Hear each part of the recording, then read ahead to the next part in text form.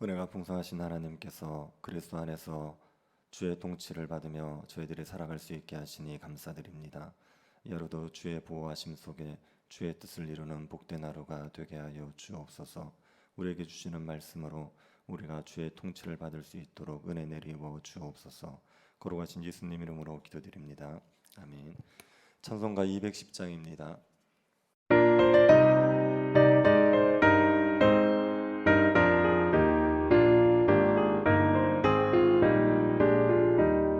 시온 성과 같은 교회 그의 영광만 없다. 허락하신 말씀대로 주가 친히 세웠다.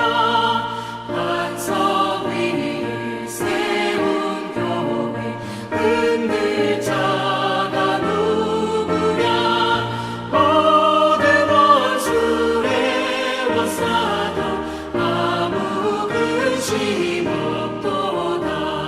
생명샘이 솟아나와 모든 성도 마시니 언제든지 흘러넘쳐 부족함이 없도다.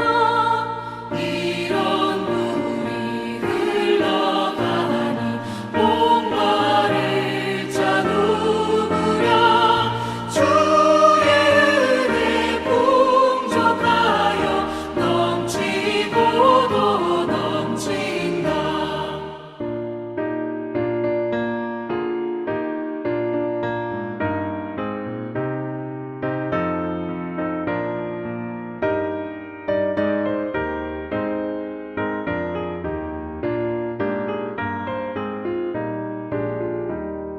주의 은혜 내가 받아 시온 백성 되는데 세상 사랑 비방해도 주를 찬송하리라.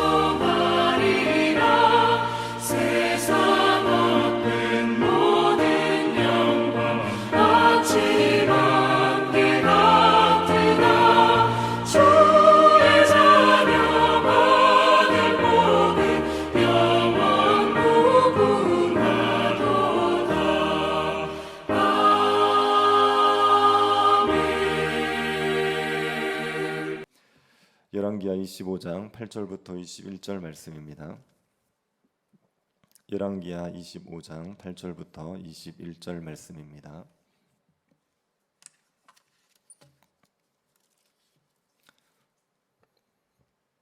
찾으셔서 한 절씩 교도하도록 하겠습니다. 찾으셨으면 교도하겠습니다. 바벨론 왕 느부갓네살의 19째 해 5월 7일에 바벨론 왕의 신복 시위대장 느부사라단이 예루살렘에 이르러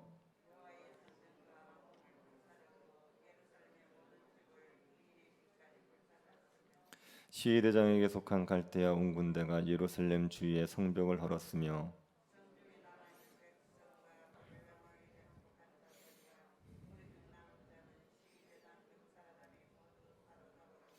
시위대장이 그 땅에 비천한 자를 남겨두어 포도원을 다스리는 자와 농부가 되게 하였더라.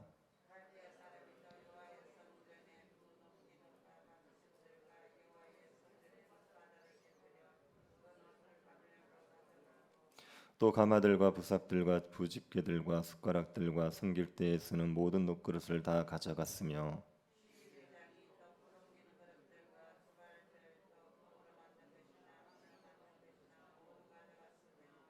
또 솔로몬이 여호와의 성전을 위하여 만든 두 기둥과 한 바다와 받침들을 가져갔는데 이 모든 기구의 눈무게를 헤아릴 수 없었으니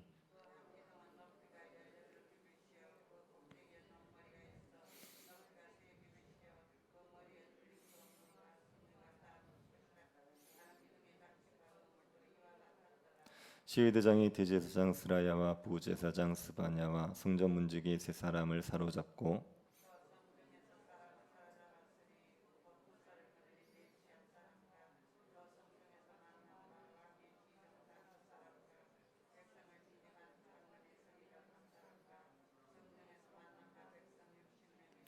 시위대장 느부사라단이 그들을 사로잡아 가시고 리블라 바벨론 왕에게 나아가매 바벨론 왕이 하마 땅 리블라에서 다 쳐 죽였더라. 이와 같이 유다가 사로잡혀 본토에서 떠났더라. 아멘. 사람들이 악인이라고 하면 흉악한 살인범 혹은 파렴치한 사기꾼을 생각합니다. 그런데 성경에서는 악인이라고 말할 때 비윤리적인 행위를 한 사람만을 말하지 않습니다. 성경에서 말하는 악인은 땅의 것으로 만족하려는 사람입니다. 하늘의 신령한 복보다는 땅의 것을 더 사랑하는 사람들입니다. 부와 명예, 권세를 좋아하고 이런 것을 가짐으로 만족을 누리려고 하는 사람들을 악인이라고 합니다. 또 세상에서 출세하고 자신의 육신적인 목표를 성취하는 것을 가장 중요하게 생각하는 사람을 악인이라고 합니다. 교회를 다니는 것도 자신이 출세하고 자신의 육신적인 목표를 이루고자 하는 사람들이 있습니다. 이런 사람들이 악인입니다. 이런 악인들에게는 하나님의 진노가 있습니다. 시드기야는 하나님의 진노를 받았죠. 시드기야가 진노를 받은 것처럼 악인들도 하나님의 진노를 받게 됩니다. 만약 교회가 악에 물들어 버리게 되면 하나님께서 교회를 징계하시게 됩니다. 교회가 하나님에게 관심이 없고 세상의 것들에 관심이 있고 큰 교회가 되는 것을 가장 중요하게 여기고 달려간다면 교회는 악에 물들어 있는 겁니다. 교회가 악에 물들어서 그것을 물들고도 그것을 깨닫지 못하고 회개하지도 않고 있다면 하나님께서 교회를 징계하시게 됩니다. 하나님께서 교회에 어떤 징계를 내리시겠습니까? 하나님께서 예루살렘에 내린 형벌을 보면 교회에 내리는 징계가 어떤 것인지 알 수가 있습니다. 하나님께서는 바벨론을 통해서 시드기야와 유다를 벌하셨습니다. 시드기야는 자기 아들들이 자기 눈앞에서 죽는 것을 보고 두 눈이 뽑혔습니다. 그리고 쇠사슬에 묶여서 바벨론에 사로잡혀 갔지요. 그리고 예루살렘도 바벨론에 의해서 파괴가 됩니다. 예루살렘에 입성한 바벨론 왕이 예루살렘을 철저하게 파괴하게 됩니다. 바벨론 왕이 가장 먼저 파괴한 것은 성전과 왕궁입니다. 9절 상반절을 한번 보시기 바랍니다. 여호와의 성전과 왕궁을 불사르고 예루살렘 성전이 파괴되었습니다. 예루살렘 성전이 파괴되었다는 것은 유다 백성들이 더 이상 하나님의 임재를 누릴 수 없게 되었다는 의미입니다. 하나님께서는 성전의 임재에 계셨습니다. 유다 백성들은 성전에서 하나님께 제사를 드리면서 하나님을 만나고 하나님의 임재를 누릴 수 있었습니다. 그런데 이 성전이 파괴되어 버렸습니다. 유다 백성들은 더 이상 하나님의 임재를 누릴 수 없게 된 겁니다. 그리고 왕궁이 파괴되었습니다. 왕궁이 파괴되었다는 것은 유다 백성들이 왕의 통치를 받을 수 없게 된 거죠. 왕이 사라져 버린 겁니다. 유다 백성들을 통치하던 다윗의 후손들이 사라져 버렸습니다. 그래서 유다 백성들은 더 이상 다윗의 왕가의 통치를 받을 수 없게 되었습니다. 유다 백성들은 성전이 파괴되고 왕궁이 파괴되는 고통을 겪게 되었죠. 하나님의 임재를 누릴 수 없게 되었고 다윗 왕가의 통치를 받을 수 없게 되었습니다. 이것이 유다 백성들에게는 큰 고통입니다. 유다 백성들이 가나안 땅에서 복을 누릴 수 있었던 것은 하나님의 임재 때문입니다. 하나님이 유다 백성들과 함께 하셨기 때문에 유다 백성들은 가나안 땅에서 복을 누릴 수 있었습니다. 하나님과 교제하는 것으로 유다 백성들이 평강과 기쁨을 누릴 수 있었습니다. 그런데 더 이상 하나님의 임재를 누릴 수 없습니다. 그러면 유다 백성들은 영원히 황폐해질 수밖에 없지요. 평강과 기쁨이 사라지게 되는 겁니다. 그러니 성전이 파괴되어서 하나님의 임재를 누릴 수 없다는 것은 유다 백성들에게 큰 고통입니다. 그리고 다윗 왕가의 통치를 받을 수 없게 된 것도 고통이죠. 다윗 왕가는 공의로운 통치를 하는 왕가입니다. 다윗 왕가에 악한 왕들이 많이 있었지만 다윗 왕가에 간혹 선한 왕들이 등장해서 공의로운 통치를 했습니다. 선한 왕들의 공의로운 통치로 유다 백성들이 복을 누릴 수 있었습니다. 그런데 왕궁이 파괴됨으로 유다 백성들은 더 이상 공의로운 통치를 받을 수 없게 됩니다. 이 또한 유다 백성들에게는 고통입니다. 유다 백성들은 악을 행함으로 성전이 파괴되고 왕궁이 파괴되어서 하나님의 임재를 누릴 수 없고 공의로운 통치를 받을 수 없게 되었습니다.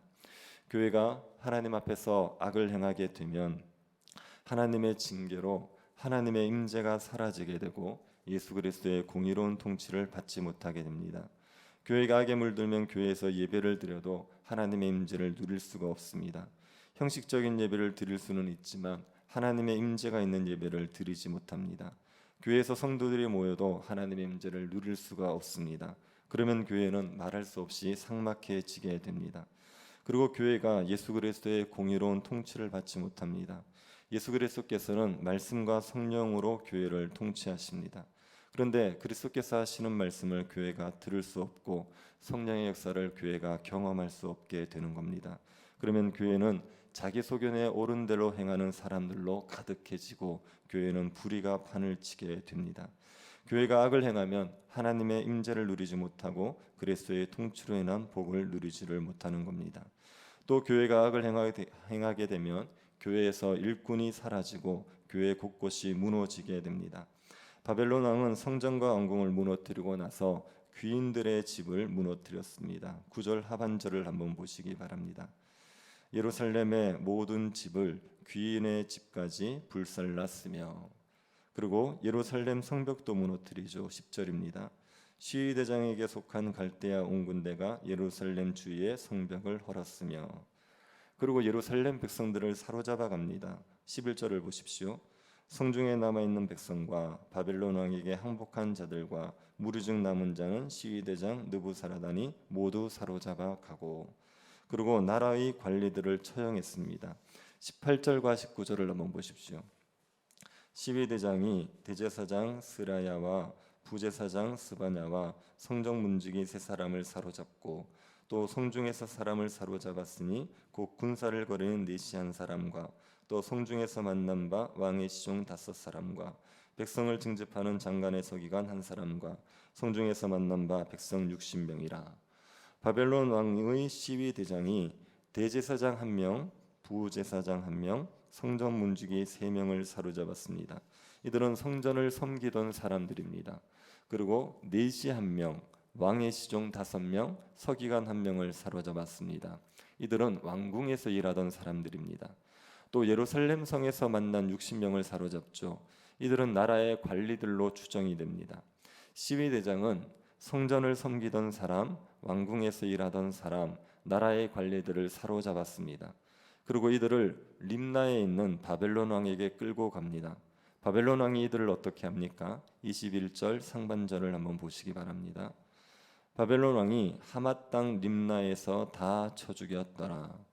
바벨론 왕은 성전에서 섬기던 사람, 왕궁에서 일하던 사람, 나라의 관리들을 다 죽였습니다. 나라의 인재들을 죽인 겁니다. 그리고 많은 사람들을 사로잡아 갔습니다.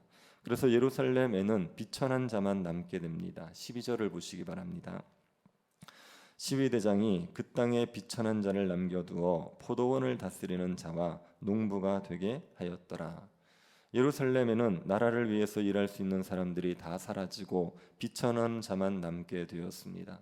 나라 일은 하지 못하고 그저 자신이 먹고 사는 일만 할 수 있는 사람들이 남아 있게 되었습니다. 이러면 나라를 다시 세울 수도 없고 운영할 수도 없죠.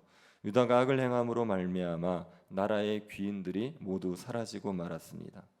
교회가 악을 행하게 되면 교회 안에서 일꾼들이 사라지게 됩니다. 교회를 섬길 수 있는 일꾼들이 사라지고 그저 자기 신앙생활만 할 수 있는 사람들만 남게 되지요. 교회에서 일꾼들이 사라지면 교회는 교회로서의 사명을 감당할 수가 없습니다. 예배를 드리기 위해서 얼마나 많은 일꾼들이 필요합니까? 양육을 위해서 얼마나 많은 일꾼들이 필요합니까? 선교를 위해서도 많은 일꾼들이 필요하죠. 그런데 교회가 악을 행하게 되면 교회를 섬길 수 있는 일꾼들이 사라져서 교회가 사역을 제대로 하지 못하고 교회의 곳곳이 무너지게 되는 겁니다. 그리고 교회가 악을 행하게 되면 교회의 영광을 잃어버리지요. 바벨론 왕은 성전을 파괴하고 나서 성전의 기구들을 모조리 바벨론으로 가져가 버립니다. 13절을 보시기 바랍니다. 갈대아 사람이 또 여호와의 성전에 두 놋 기둥과 받침들과 여호와의 성전에 놋바다를 깨뜨려 그 놋을 바벨론으로 가져가고, 솔로몬이 성전을 만들 때 놋으로 두 기둥을 만들었습니다. 야긴과 보아스라는 두 기둥을 만들었죠. 이 기둥은 높이가 18규빗입니다. 9m 정도 됩니다. 그리고 놋기둥 위에는 놋머리라는 것이 있는데 그 놋머리가 높이가 3규빗입니다. 1.5m 정도 됩니다.